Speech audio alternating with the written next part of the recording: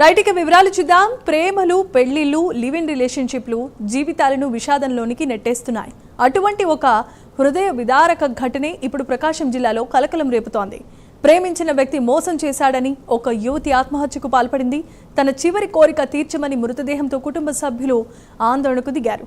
టంగుటూరు మండలం పొందూరు గ్రామానికి చెందిన పాపినేని సాయి కమ్మ, గుంటూరు జిల్లా పత్తిపాడు మండలం కొండ్రపాడు గ్రామానికి చెందిన గల్లా కీర్తి వీళ్ళిద్దరూ సౌదీ అరేబియా ఖతార్లో చదువుకునేటప్పటి నుంచే 7 ఏళ్లుగా లివ్ ఇన్ రిలేషన్షిప్లో ఉన్నారు. ముంబైలో ఉద్యోగం చేస్తూ అక్కడే ఉండగా గత కొంతకాలంగా వీరి మధ్య విభేదాలు తలెత్తాయి.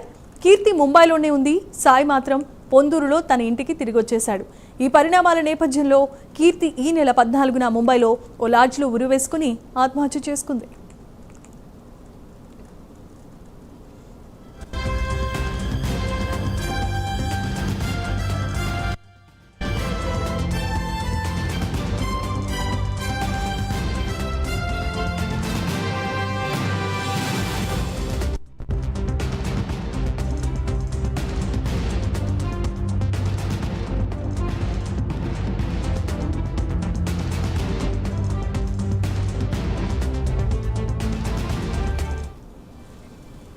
అయితే తాను చనిపోయే ముందు తనను ప్రేమ పేరుతో మోసం చేసిన పాపినేని సాయి తన మృతదేహానికి తాళి కట్టి తన దహన సంస్కారాలు సాయి చేతుల మీదుగా జరగాల్సిందిగా కోరింది.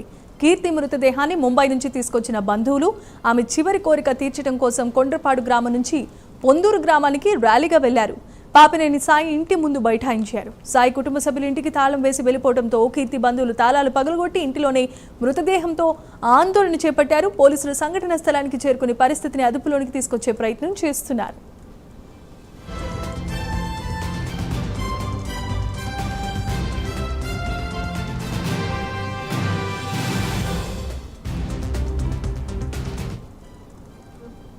సాయి పని కట్ చేయమా, ఇంకా వాడి మాటలు నమ్ముతూ ఉంటున్నావా పిచ్చిదానిలాగా? చేసింది సరిపోదా మనకి? ఇంకా నువ్వు నమ్ముతూ ఉంటావా? చేసింది సరిపోదా నమ్ముతూ ఉంటావు? ఎంత దారుణంగా ఇది చేశాడో తెలుసా? నన్ను నిన్నగా మొన్న తీసుకెళ్లాడు బయటికి. ఏం చేశాడు అడుగు, చెప్తాడు. ఏం చేశాడు చెప్పేది నీతో మామూలుగానే.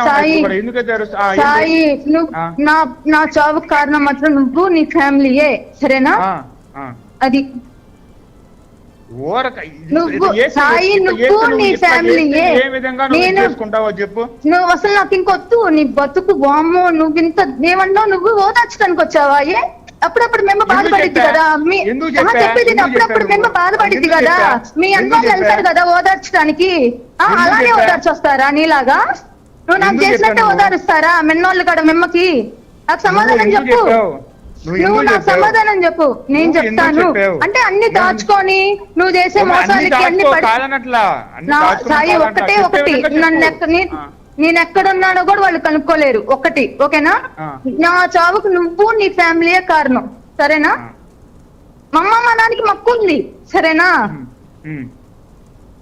నీ ఫ్యామిలీ కుక్క బతుకు దారుణంగా తెస్తారు చూడు నన్ను మోసం చేసినందుకు. ఏమన్నాడు మీ మామయ్య వాళ్ళు? ఏమంటున్నారు? నేను అమ్మాయి పెట్టేసుకొచ్చాను, నేను ఉండాల్సిన ప్లేస్ లో ఇంకొక అమ్మాయిని మమ్మాయి అంటే నాకు ఎలా ఉండిద్ది? ఈ రకంగా నువ్వు చేసావు, ఈ రకంగా నేను ఎందుకు చేయాలి? నీ కొంపలోకి ఎందుకు రావాలి? నీ కొంపలోకి వస్తే నేను నీలాగే తయారవుతా, అందరిని మోసం చేసేదానిలాగా.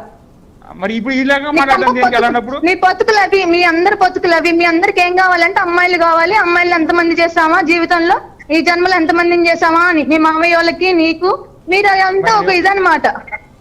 చూడు మాట్లాడితే కరెక్ట్ కాదు. నేను దీనికన్నా దారుణంగా మాట్లాడతా, ఎందుకంటే నువ్వు నన్ను దీనికన్నా దారుణంగా మోసం చేసావు. నన్ను నాకు అవన్నీ అనవసరం సాయి.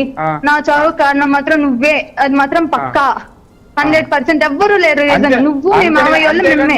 నువ్వు ఎఫర్ట్ ఏం పెట్టవు అన్నమాట, తిడతానే ఉంటావు అందరినీ. అయ్యా ఇప్పుడు దాకా పెట్టింది చాలు, నువ్వు ఇప్పుడు దాకా నాకు ఇచ్చింది చాలు. నువ్వేం చేసావు చెప్పు, సరేనా?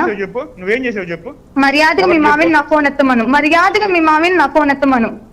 నువ్వు ఏం చేసావో చెప్పు. మీ మామయ్యని ఫోన్ ఎత్తమంటావా లేదా ఒకటి చెప్పు. నేను చెప్తాలేగా, నువ్వేం చేసావో చెప్పు.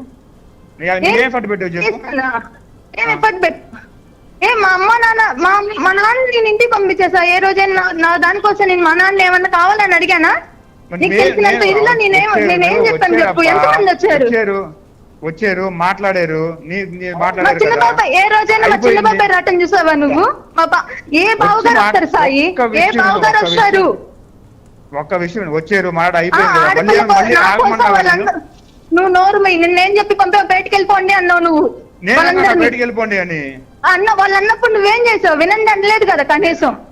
ఆగమని అనలేదా నేను? అడుగు మీ చిన్న బాబాయ్ చేయబడుకుని ఆపలేదా అడుగు? సాయి అన్ని నాకు అనవసరం సాయి. సాయి చిన్న బాబాయ్ సాయి నువ్వు ఈ నాటకాలన్నీ ఆపు సాయి, ఓకేనా?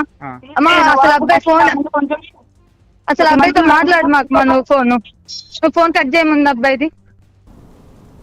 మా అమ్మాయి ఈ అబ్బాయిని కోరుకుంది 8 సంవత్సరాల నుంచి, అన్నీ చేశారు.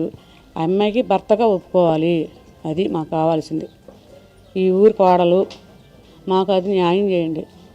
నాకు సాయి కీర్తి ఏ ఇంట్లో చూసినా సాయి కీర్తి, అది ఆలోచించుకోండి అండి. మేము కోరుకునేదల్లా పేరెంట్స్ ఇదేనండి. అమ్మ నాన్న కూడా వద్దండి లాస్ట్కి. ఈ పిల్లకి అమ్మని నాన్నని బాగా చూసుకోండి మీరు అని అంది. లాస్ట్ కాల్ మెసేజ్ చేసేసరికి మాకు ఏందమ్మా ఇంటర్వ్యూ ఉన్నాగా అంటే, ఏం చిన్నమ్మ నాకు గంట దాకా ఫోన్ చేయబాక అని అంది. అదే ఇద్దరు చెప్పింది అని అంటే, కాదు చిన్నమ్మ వాయిస్ మెసేజ్ పెట్టింది, అమ్మని నాన్నని చూసుకోండి నేను చూసుకున్నానని పెట్టింది అని అంటే, అప్పటి నుంచి ఫోన్లు చేస్తున్నామండి. ఫోన్లు చేస్తుంటే 8 దాకా లేదు. ఆ అబ్బాయి ఉంటానా వాళ్ళ ఫ్రెండ్ ఉంటానా జరిగిందండి ఇదంతా.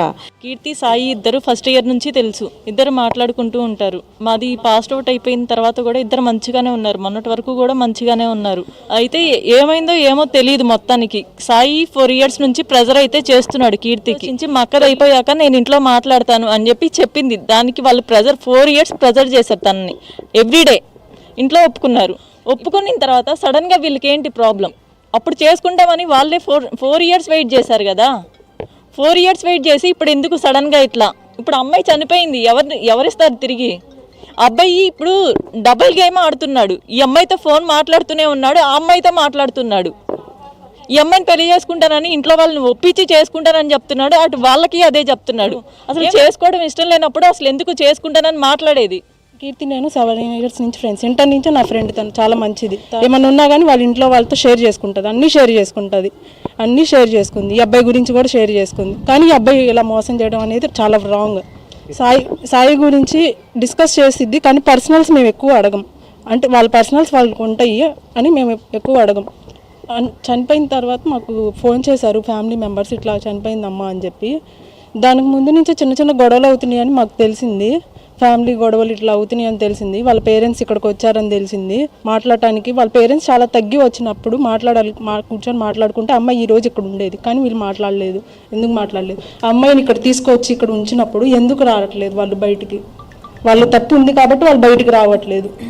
వాళ్ళు ఏం తప్పు చేయనప్పుడు రావాలి కదా.